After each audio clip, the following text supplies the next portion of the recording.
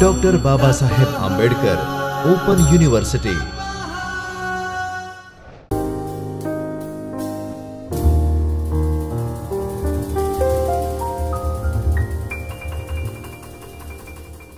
Hello students, I welcome you to the Chaitanya studio of Dr. Babasaheb Ambedkar Open University, Ahmedabad. We are dealing with the lecture series of BBA in the subject of secretarial practice and office procedure. In this subject, there are 4 blocks, and from those 4 blocks, I am going to deal with block 4, that is the last block of this subject. Block 4 is titled as email etiquette, report writing and statutory books.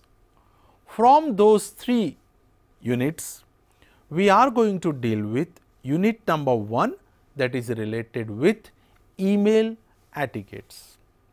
What are the objectives of this chapter? The objectives of this chapter are on your screen. What an email is, what email etiquette is, about the needs of email etiquette in a business and diverse etiquette regulations. Students, you are well aware with varieties of patterns of communication. Communication can take place in oral form and in written form. When you are communicating in written form, you have different type of options.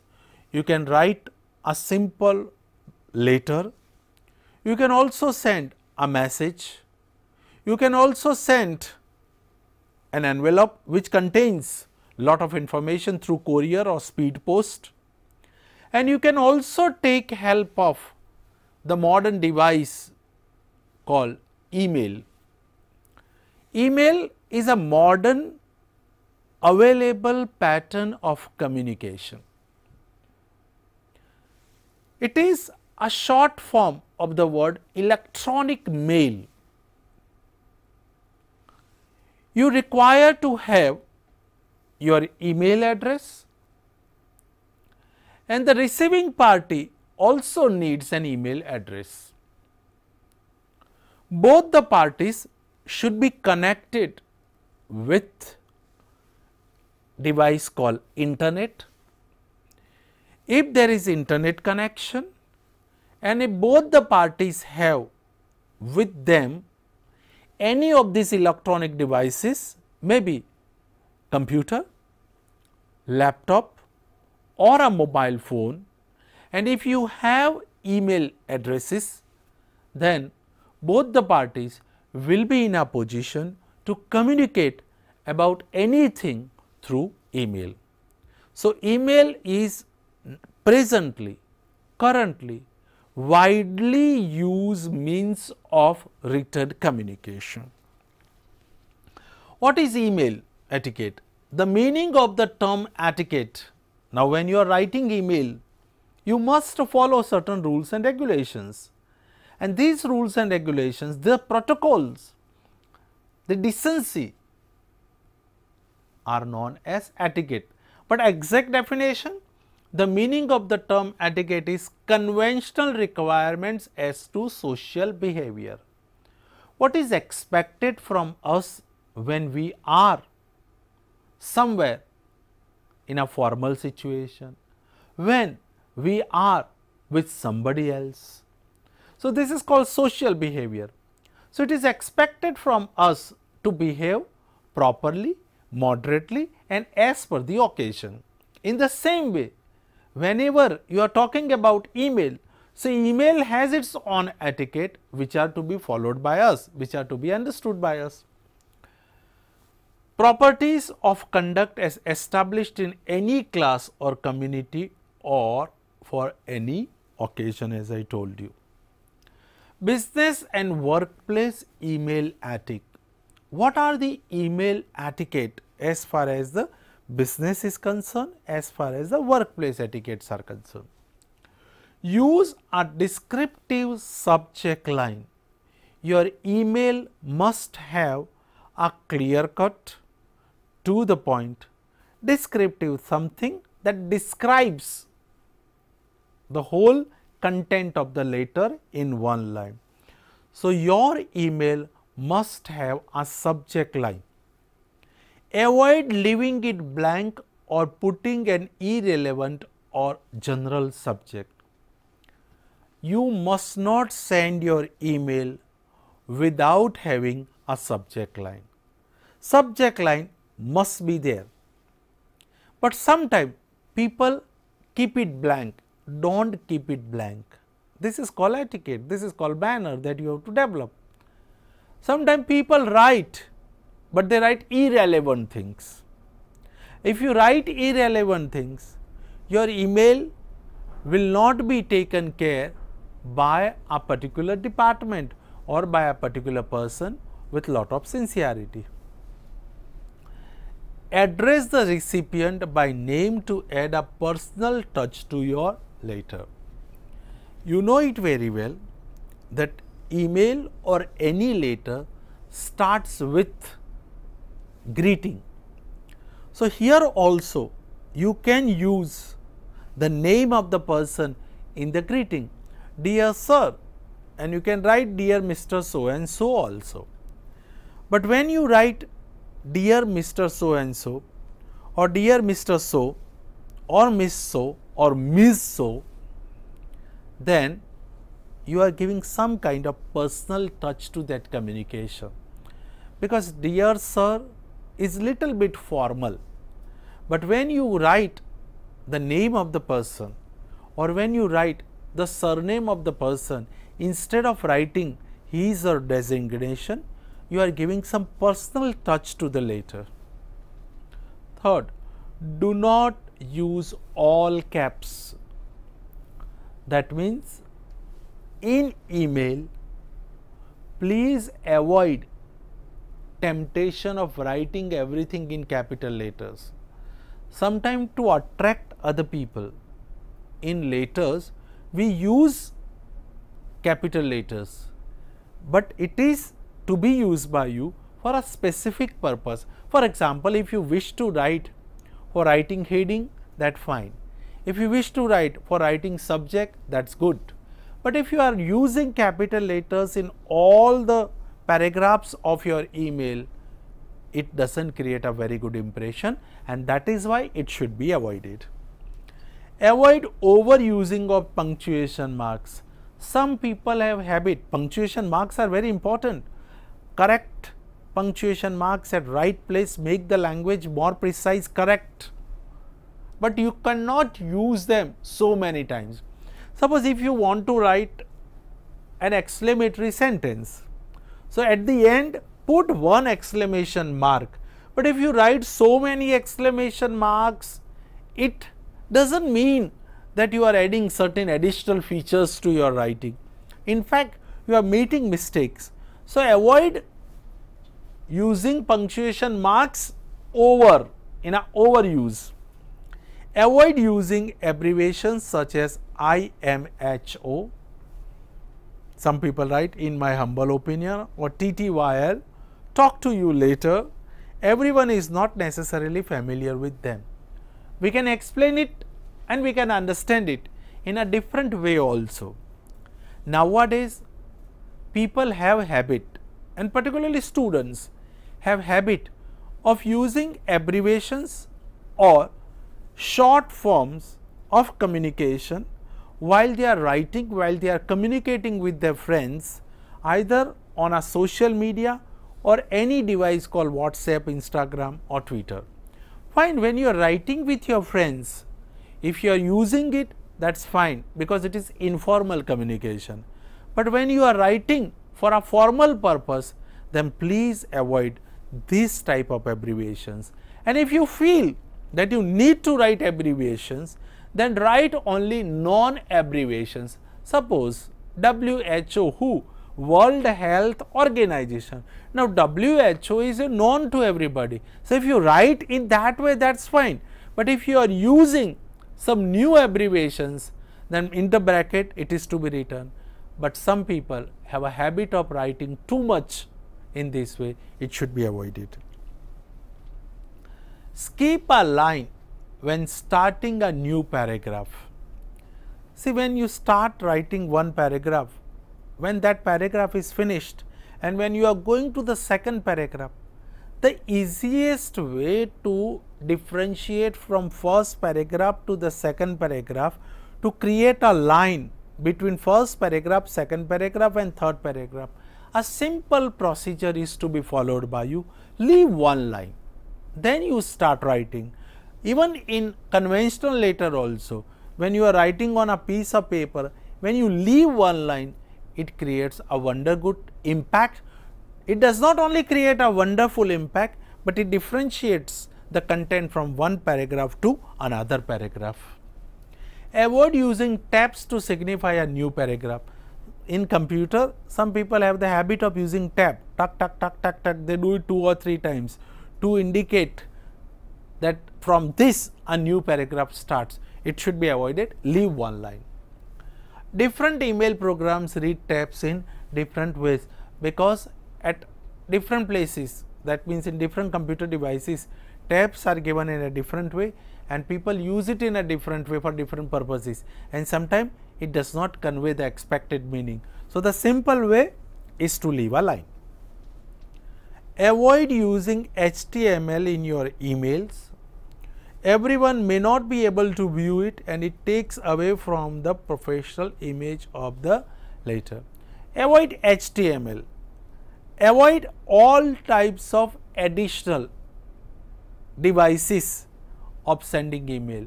Follow the pattern, follow the convention, because everybody may not be in a position to understand everything.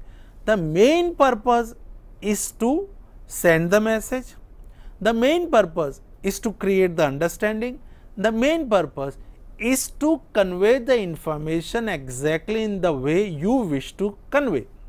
If you could do it by following certain patterns of email, then do it. Avoid unnecessary things which are not required. If you are sending an attachment, now students, you might be knowing the word attachment. Suppose if you are writing a business letter in a conventional way.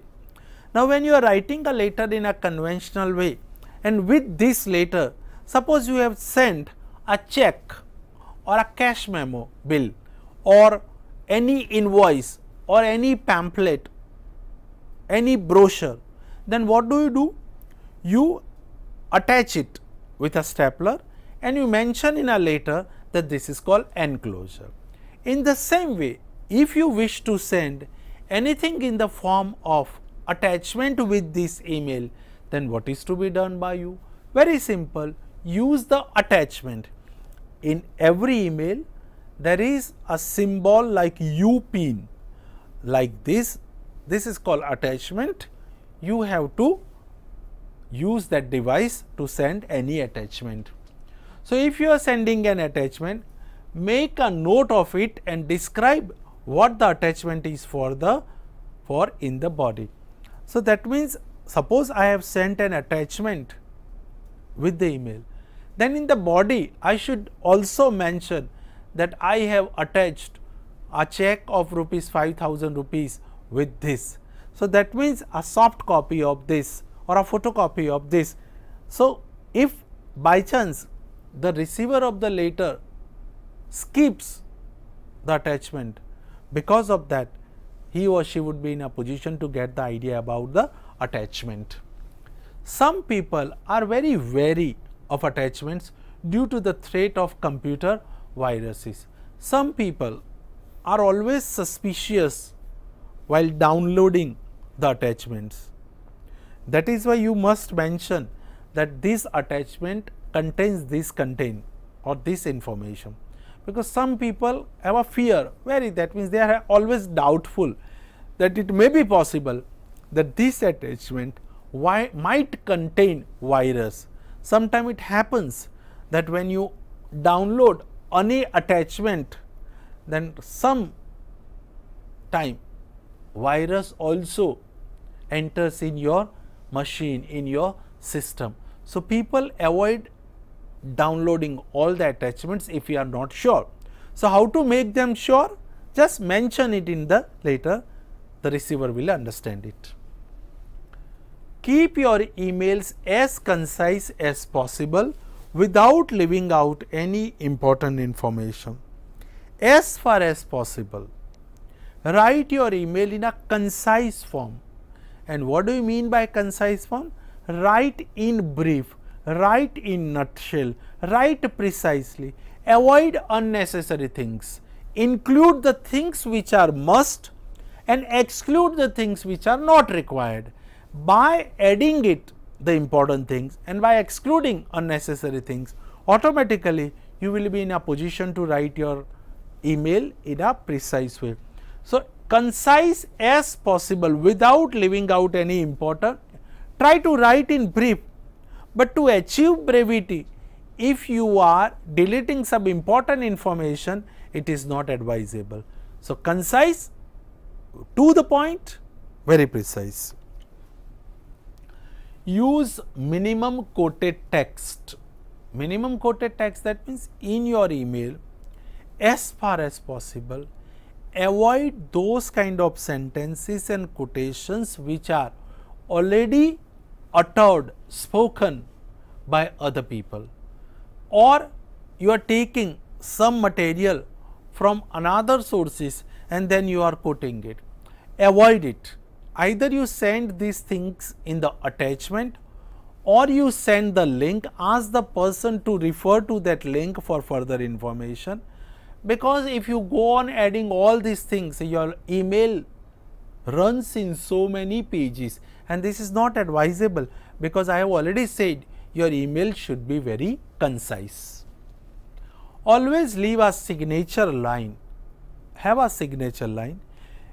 See, email does not contain any signature. It is possible to have a digital signature. Some companies, some authorities have the digital signature. So, they drag that digital signature and put it in the signature line. Some companies clearly written that it is a computer generated sheet, so it does not require signature. So, it depends on the communication pattern of your organization.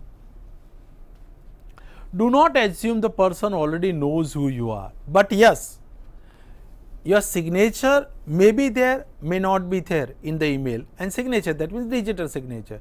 But at the end, after writing complimentary close, your name, your detail, your identity is must. Don't assume all the time that everybody knows me. You have to write who is writing this letter, in which capacity the person is writing the letter. Do not keep on sending the same message to the same person repeatedly. If they do not respond after a few days, send them an email inquiring if they have received your first email. Some people have this habit. What do they do? Suppose I have sent one email to you. Now, naturally, I should give some time to you. You are also busy people. You are definitely going to respond my email as and when you get the opportunity, or as and when you feel it is necessary for you to respond. So, I have to give you some time to you respond. But suppose I have sent one email to you in the morning, I send same email in the evening also, tomorrow also. Now, it is very irritating for the receiver. So, wait, have some patience, give some time to another party to respond. If you do not get respond after a certain time, then maybe after 1 day, after 2 days, after 3 days, then you send the same email once again, because it might have been possible that the receiving party might have overlooked it and you might have to write this email again. Otherwise, don't go on sending repeatedly the same email. It creates a very bad impression. Use spell check and proof. Read and revise your letter after it is done. It is very necessary that you avoid all the possible grammatical errors as well as spelling errors. One wrong word or one misspelt word or a sentence that is not correct grammatically does not create only bad impression, but sometimes it also communicates a wrong message. And when a wrong message is communicated because of this kind of mistake, it creates a very bad impression, and sometimes it takes lot of time for you to recover the loss that you have occurred because of this kind of mistake. So use spell check. That means just before sending the press button, send button, before pressing the send button in your email, please read the content once again. It may be possible that there is some error and you might get the signal of that.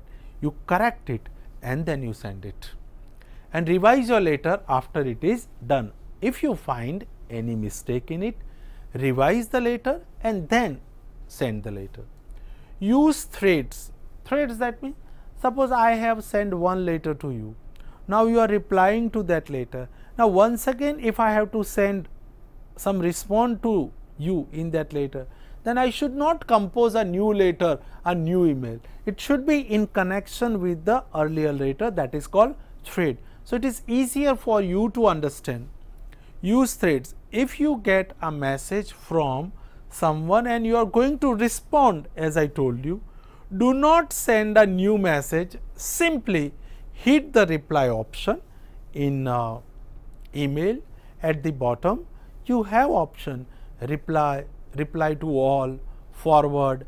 So you go for the option of reply. It creates automatically thread option on your email. This keeps the original subject line with reference in front of it. That means one can easily understand that this email is written in connection to the earlier email. So there is a flow of ideas, there is a relevance of the ideas, and it is possible if you are following the threads.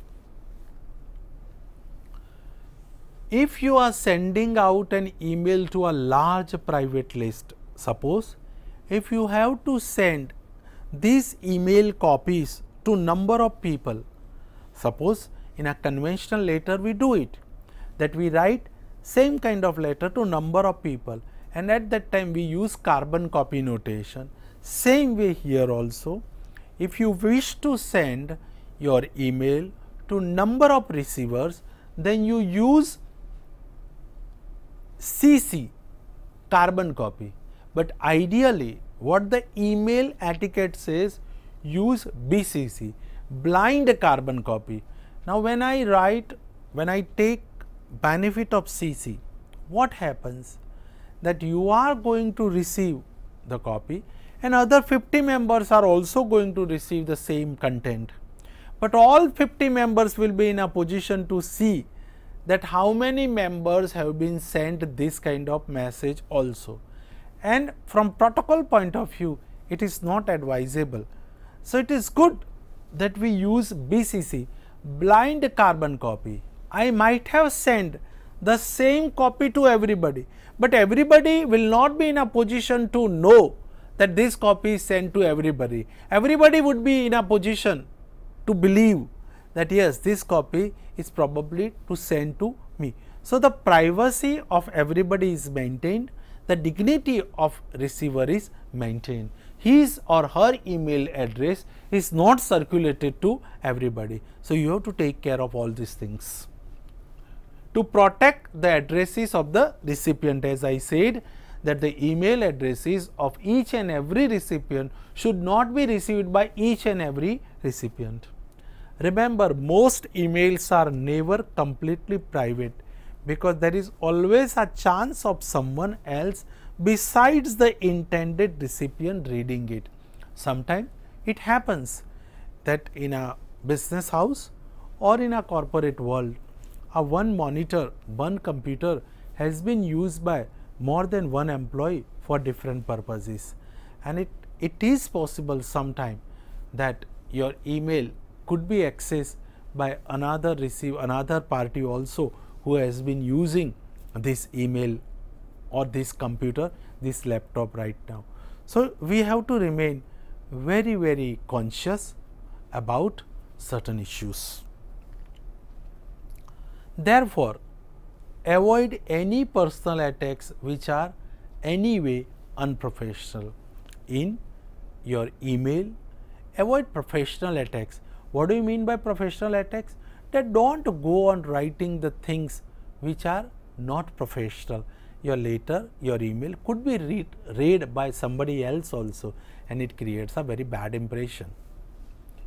When reading emails, treat them as if they are private messages. When reading emails, treat them as if they are private messages. They are private and we should read in that way only. So, we have to take care that our access of reading email should not be accessed by other people. When you are receive a message, reply to it as soon as you have time. It is good that you respond all the emails as per the priority, but it is advisable that email should be responded by you in a stipulated time. Some people make this kind of email mistakes. You must avoid this kind of mistakes. Omitting the subject line. You must write subject in an email. If you haven't written subject, it is considered as a mistake. So, this mistake should be avoided by you. Not making your subject line meaningful. Your subject should be in relevance with the content. It must highlight the main point wonderfully. Not personalizing your message to the recipient. This is not good. Avoid this mistake. Personalize the message by addressing, by greeting the person in a different way. Not accounting for tone. Take care of your tone. Be polite. Take care that you write, you select those kind of words that communicate courtesy tone, polite tone in your communication. Forgetting to check for spelling and grammar. If you forget to check spelling and grammar, mistakes will go, and once the mistake go, it is very difficult to rectify them. Writing the great American novel, email is meant to be brief. Great American novel, that means if you write your email very lengthy, if it runs in so many pages, it doesn't create a good impression. Try to write it as brief as possible. Forwarding email without permission. I cannot forward any email to you. First of all, I have to take a permission that I have received this kind of content. I am interested in sending to you. Will you accept it or will you permit me? Thinking that no one else will ever see your email. Don't live in that kind of world that your email will not be accessed by anybody else. It is good, provisions are made, but you have to be conscious. Leaving of your signature. Don't write your name at the end. Avoid it. It is a mistake. Expecting an instant response. All the time don't expect that you are going to get instant response. Sometimes people respond, sometimes people don't respond immediately. Sometimes they have to consult the authority, then they respond, or sometimes they are very busy and that is why they are not responding. So, take care. This is called avoiding mistakes. So, students, today we have deal with email etiquette, manners related with writing email. Email is a modern form of written communication. It is a short form of electronic mail. It requires the knowledge of technology, it requires internet connection, it requires devices on both the sides, on the side of sender and receiver. These devices could be a computer or a laptop or a mobile phone. Both the parties, sender and receiver, require email address. Then and then email facility can be enjoyed. Your email should be brief, it should be concise, it must contain the subject line. Email is a very economical and convenient way of sending and receiving messages. So, use this device wonderfully by following certain email etiquette and by avoiding certain email mistakes that we discussed in this lecture. Thank you, students. Swadhyaya